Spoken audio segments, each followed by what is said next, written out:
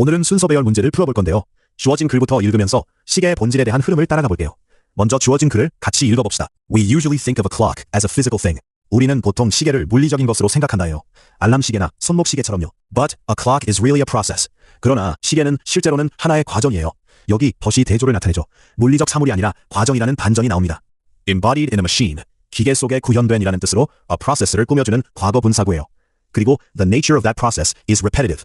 그 과정의 본질은 반복적이다예요. 여기서 핵심 키워드 repetitive, 반복적인가 나왔어요. 이 지문 전체가 시계가 반복 과정이라는 개념을 여러 표현으로 설명할 거예요. 자, 주어진 글에서 핵심은 시계의 본질은 반복적인 과정이다였어요. 그럼 이제 A, B, C 블록에서 연결어와 지시어를 찾아서 순서를 맞춰봐야겠죠? 먼저 각 블록의 첫 문장만 빠르게 훑어볼게요. 블록 C입니다. A clock can be almost any process. 시계는 거의 모든 과정일 수 있다예요. 주어진 글에서 a clock is a process 라고 했는데 C가 그걸 바로 이어받아서 a clock can be any process로 확장하고 있죠. 연결어 없이 자연스럽게 주어진 글 바로 다음으로 올 수 있는 구조입니다. That repeats itself over and over again.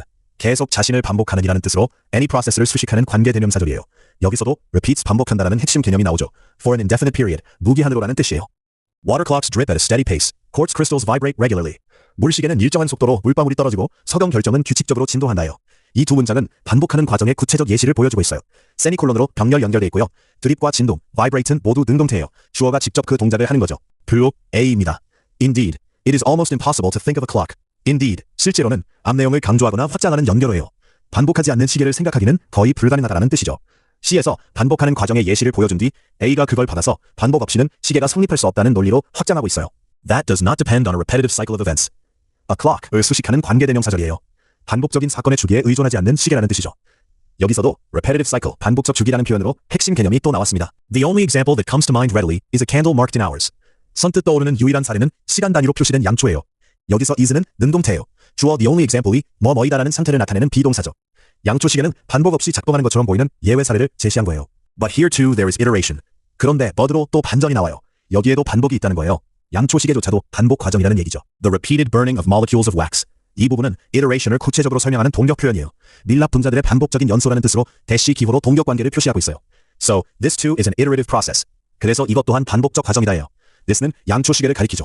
Although at first masked. 비록 처음에는 가려져 있었지만 이라는 양보절이에요. 블록 B입니다. The use of radiocarbon dating is another, much longer scale clock. 방사성 탄소 연대 측정의 사용은 또 다른, 훨씬 더 장기적 규모의 시계예요. 여기서 another가 중요한 연결어인데 A에서 양초시계 예시를 든 다음에 another, 또 다른 예시를 추가하는 흐름이죠.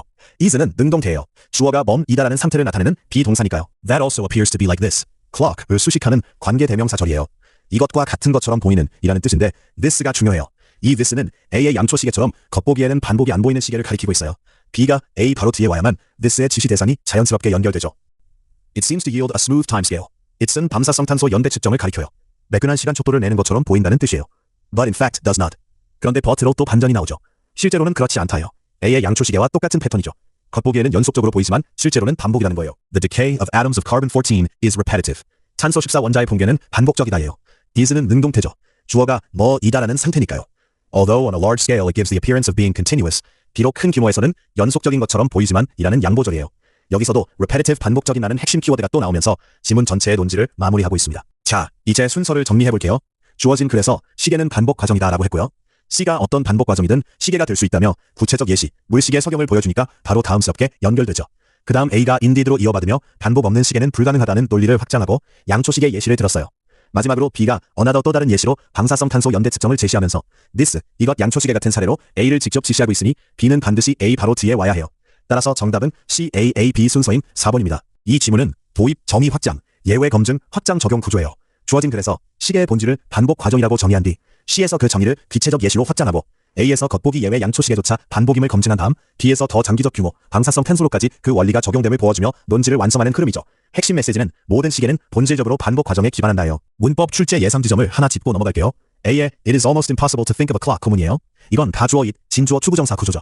학교 시험에서는 이 문장을 어법 문제로 낼 때 it to think 자리에 need to를 긋고 보기 중 하나를 that to think로 바꿔서 가주어 자리에 that은 올 수 없다는 함정을 파거나 또는 to think 자리를 thinking으로 바꿔서 진주어는 투부정사가 와야 한다는 포인트를 물을 수 있어요. 서술형이라면 우리말로 뭐 하는 것은 거의 불가능하다를 주고 it is almost impossible to 형태로 영자타게 하는 문항이 나올 수 있습니다. 여기 이거 하나만 꼭 기억하세요.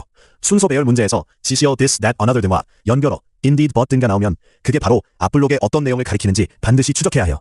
이 문제는 B의 this가 A의 양초시계를 가리키고 B의 another가 A에서 이미 예시를 하나 제시했다는 걸 전제로 하기 때문에 B가 A 바로 뒤에만 올 수 있다는 걸 결정짓는 결정적 단서였어요.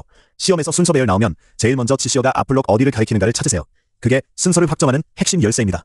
오늘 순서 배열 문제 정말 논리적으로 잘 풀었어요.